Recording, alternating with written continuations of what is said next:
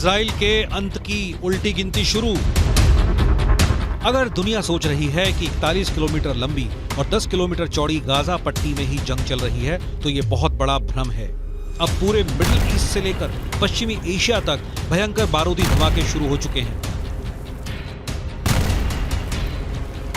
Israel Gaza से लेकर Lebanon तक और लेबनान से लेकर सीरिया तक 6 फ्रंट पर जंग करने का दावा कर रहा है, जबकि हमास, हिजबुल्लाह और अब ईरान दावा कर रहे हैं कि उनके लड़ाके इजराइल से तब तक जंग करेंगे जब तक कि इजराइल का वजूद खत्म नहीं हो जाता। यहूदी देश इजराइल से नफरत का आलम यह हो चुका है कि अब इजराइल पर 400 से ज्यादा आत्मघाती हमले करने की तैयारी अकेले ईरान ही कर रहा है। ईरान ऐसा क्यों कर रहा है, इसे जरा समझ लीजिए। ईरान के दावों के मुताबिक इस्लामिक रिवॉल्यूशनरी गार्ड कॉर्प्स के ब्रिगेडियर जनरल सैयद रजी मोसावी को इजराइल ने सीरिया में मार डाला है। दावों के मुताबिक मोसावी को हवाई हमले में इजराइल ने मारा है। इधर मिडिल ईस्ट से जुड़े जानकारों के मुताबिक ईरान के ब्रिगेडियर जनरल सैयद रजी मोसावा के मारे जाने से पूरे मिडिल ईस्ट और पश्चिम एशिया में बहुत बड़ी जंग शुरू होने वाली है। ब्रिगेडियर जनरल की मौत, ईरान का बारूदी बदला। ईरान के राष्ट्रपति इब्राहिम रईसी ने साफ कहा कि सीरिया में हवाई हमले में ब्रिगेडियर जनरल रजी मोसावी को मारने के लिए इजराइल को भारी कीमत चुकानी पड़ेगी। ईरानी राष्ट्रपति ने साफ कहा, बिना कोई शक के ये कार्रवाई क्षेत्र में कब्जा करने वाले ज़ायोनी शासन यानी इजराइल की हताशा, असहायता और अक्षमता का एक और संकेत है। ईरानी कमांडर सैयद रजी मोसावा की सीरिया में हत्या के बाद पूरे ईरान में जबरदस्त आक्रोश है। ईरान के विदेश मंत्री ने इजराइल को तबाह करने तक की धमकी दे दी है। मोसावी की हत्या को लेकर ईरान में जगह जगह प्रदर्शन हो रहा है। इजरायली स्ट्राइक से भड़के ईरान ने अब बदले की योजना बनाई है। उधर इजरायली रक्षा मंत्री गैलेंट ने भी इस बात को स्वीकार किया है कि गाजा में चल रहे युद्ध के बीच इजराइल पर 7 अलग अलग थिएटरों में हमले जारी हैं। हालांकि उन्होंने 6 फ्रंट पर जोरदार पलटवार का दावा भी किया है।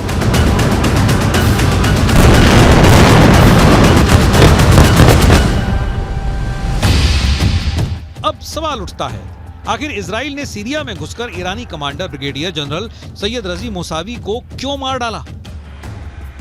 आइए कुछ और खास जानकारी भी आपसे साझा करते हैं। दरअसल ब्रिगेडियर जनरल सैयद रजी मोसावी की मौत से ईरान बुरी तरह से बौखला गया। ये पूरी डिटेल देखिए, इस वक्त आपके सामने मौजूद है। ईरान ने धमकी दी कि इजराइल के अंत की उल्टी जो गिनती है वो अब शुरू हो चुकी है। साथ ही साथ हम आपको बताने जा रहे हैं कि कैसे सीरिया के उत्तरी पूर्वी दमिश्क में IRGC के ब्रिगेडियर जनरल रजी मोसावी को मारा गया। और ईरानी मीडिया की खबर यहां पर क्या कहती है? ईरानी मीडिया की खबरों के मुताबिक ब्रिगेडियर जनरल मोसावी दोपहर 2 बजे तक ईरानी दूतावास में मौजूद थे। दूतावास दोपहर करीब 1 बजे घर में धमाका होता है और बगीचे में जाकर लाश गिर जाती है। जी हां, दोपहर 3 बजे का वो वक्त था जब ब्रिगेडियर जनरल मोसावी घर पहुंचे। घर पहुंचने के बाद ठीक उसी वक्त ईरानी दावों के मुताबिक इजराइल की 3 मिसाइलों ने ब्रिगेडियर जनरल सैयद रजी मोसावी के घर को कुछ इस तरह से उड़ा दिया। और इसके बाद आपको ये बताते हैं हुआ क्या। चश्मदीदों ने जो देखा उसके मुताबिक अब आपको बता रहे हैं।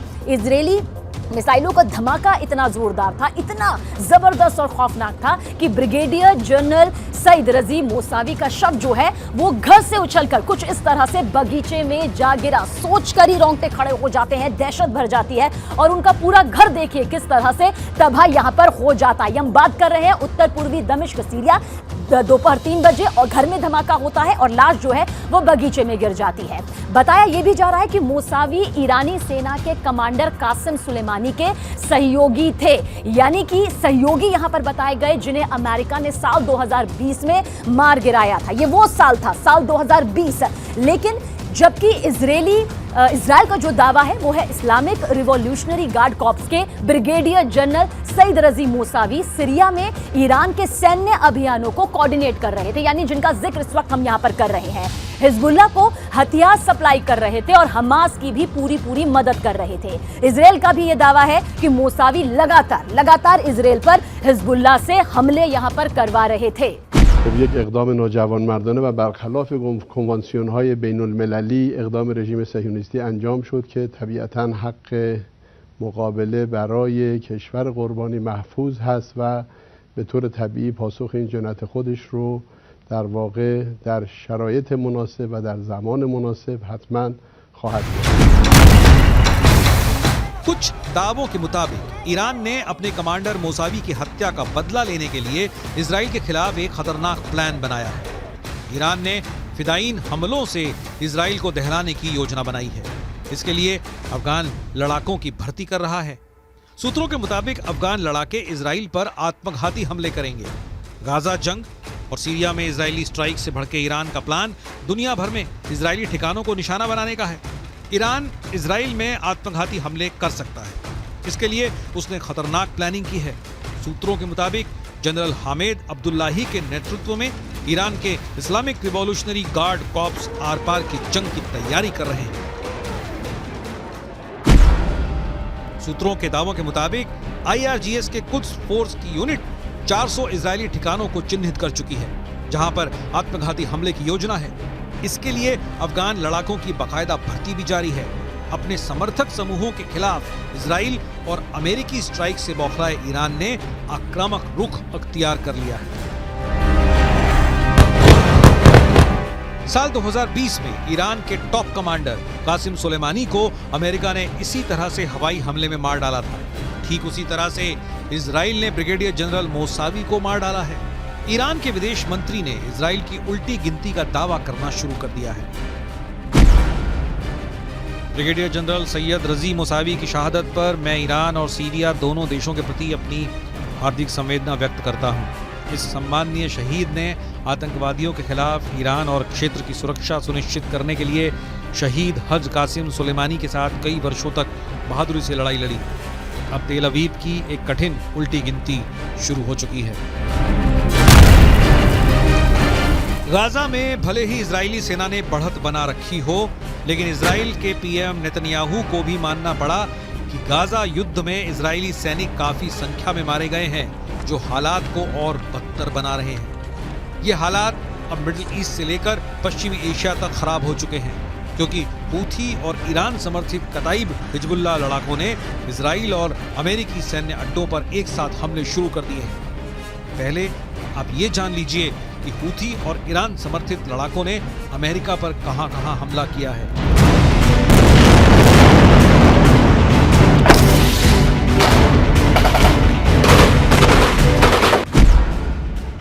अमेरिका ने यह तो नहीं बताया कि ईरान समर्थित लड़ाकों ने अमेरिकी सेना पर कब हमला किया था, लेकिन यह जरूर बताया कि उत्तरी इराक में मौजूद अमेरिका के एरबिल एयरबेस पर ड्रोन से हमला किया गया था। अमेरिकी रक्षा सचिव लॉयड ऑस्टिन के मुताबिक इराक में अमेरिका सैनिकों पर यह हमला ईरान समर्थित कताइब हिजबुल्लाह के लड़ाकों ने किया था। इराक में ईरान समर्थित कताइब हिजबुल्लाह के लड़ाकों के इस हमले में वैसे तो कई अमेरिकी सैनिक घायल हुए, लेकिन 3 सैनिक बेहद गंभीर रूप से घायल हैं। कताइब हिजबुल्लाह ने अमेरिकी सैनिकों पर ड्रोन से हमले कैसे किए, इसकी जानकारी नहीं दी गई और न ही घायल अमेरिकी सैनिकों के नाम बताए गए। इराक में कताइब हिजबुल्लाह के हमलों से अमेरिका बौखला गया है।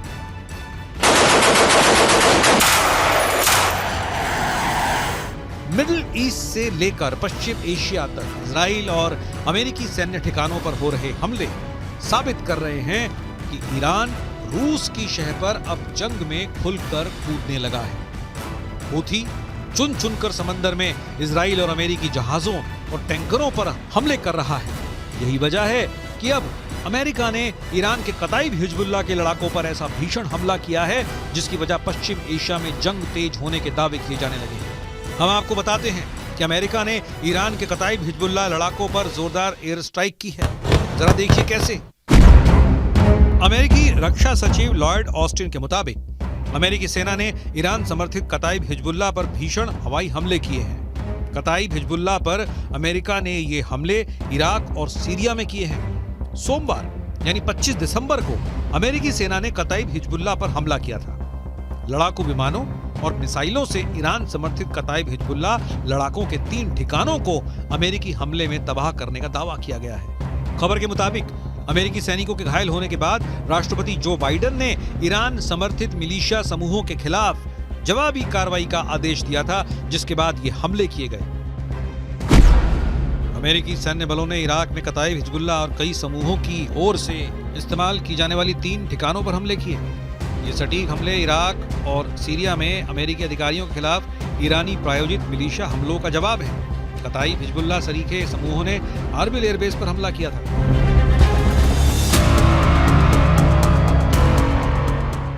इजराइल और अमेरिका इस वक्त मिडिल ईस्ट और पश्चिमी एशिया में डबल युद्ध से जूझ रहे हैं। पीएम नेतन्याहू को लग रहा था कि हमास युद्ध विराम इजराइल की शर्तों पर जरूर करेगा, लेकिन अब खबर आ रही है कि हमास के टॉप कमांडर्स ने साफ दावा कर दिया है कि हमास सीजफायर नहीं करेगा और न ही कोई समझौता।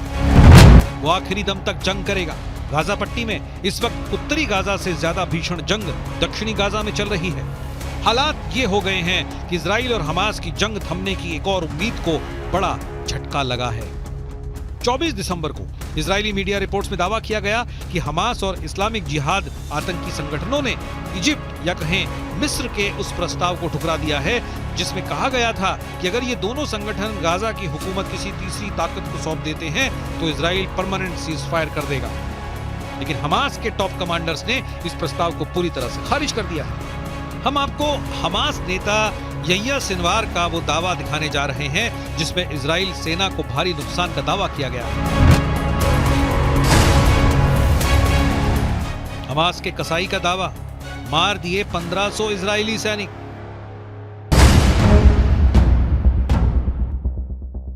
इजराइल की मीडिया रिपोर्ट के मुताबिक हमास के टॉप नेता और कमांडर यह्या सिनवार ने दावा भी किया कि हमास की सैन्य शाखा अल कसम ब्रिगेड ने 5000 से अधिक इजरायली सैनिकों को निशाना बनाया और उनमें से करीब 1500 इजरायली सैनिकों को मार डाला है। हालांकि ऐसा कोई आंकड़ा इजराइल की ओर से जारी नहीं किया गया है। हमास नेता सिनवार ने इजरायली सैन्य उपकरणों को नष्ट करने की संख्या के बारे में भी बढ़ा चढ़ाकर दावा करते हुए कहा कि हमास ने 750 इजरायली सैन्य वाहनों को तबाह कर दिया है। सिनवार ने इजराइल का जिक्र करते हुए कहा कि उसके कब्जे को मान लेने की शर्तों पर कभी समझौता नहीं होगा और न ही हमास कभी सरेंडर करेगा। दूसरी तरफ इजराइल के प्रधानमंत्री बेंजामिन नेतन्याहू ने गाजा का दौरा किया है और साफ शब्दों में कहा कि हम फिर साफ कर देना चाहते हैं कि इजरायली सेना इस जंग को तब तक बंद नहीं करेगी जब तक वो गाजा में मौजूद हर आतंकी संगठन का कब्जा खत्म नहीं कर देती। אמש שוחחתי שוב עם הנשיא ביידן. אני מעריך את עמדתה האיתנה של ארצות הברית במועצת הביטחון, עמדה שתומכת במאמץ המלחמתי שלנו. אמרתי אתמול לנשיא ביידן שאנחנו נילחם עד לניצחון המוחלט. ייקח כמה זמן שזה ייקח. हालांकि इजराइल के भीषण हमलों से गाजा लगभग तबाह हो चुका है। जरा देखिए फलस्तीनी किस हालात में पहुंच चुके हैं। इजराइल के ऑपरेशन स्वॉर्ड ऑफ आयरन के तहत इजराइल ने सबसे ज्यादा भीषण हमले उत्तरी गाजा में किए हैं। साल 2023 में गाजा पट्टी में हुए इजरायली हमलों में अब तक 1 लाख से ज्यादा इमारतें गाजा में तबाह हो चुकी हैं। उत्तरी गाजा की लगभग 11 लाख की आबादी में से 85% फलस्तीनी हमास समर्थक भाग चुके हैं। ज्यादातर फलस्तीनी उत्तरी गाजा से दक्षिणी गाजा की तरफ भागे हैं। इजराइल की IDF का दावा है कि उसने 7 अक्टूबर से अब तक 22,000 से अधिक टारगेट्स पर हमला किया है और उन्हें तबाह कर दिया है। 80 दिनों से ज्यादा की जंग में इजराइल ने हमास के हर उस ठिकाने को तबाह किया है जहां से हमास या तो हमला कर रहा था या फिर उसके लड़ाके छिपे हुए थे। अमेरिकी मीडिया की रिपोर्ट के मुताबिक इजराइल ने दक्षिणी गाजा में भयानक बमबारी शुरू कर दी है। दक्षिणी गाजा में इजरायली वायुसेना 907 किलो के सैकड़ों बम गिरा रही है। एक्सपर्ट्स के मुताबिक अमेरिका ने भी किसी देश के रिहायशी इलाके में इतने बम नहीं गिराए हैं। कुल मिलाकर हमास, हिजबुल्लाह, हूथी और ईरान इजराइल के लिए नासूर बनते जा रहे हैं। अब देखना होगा ईरान अपने कमांडर की मौत का बदला कैसे लेगा।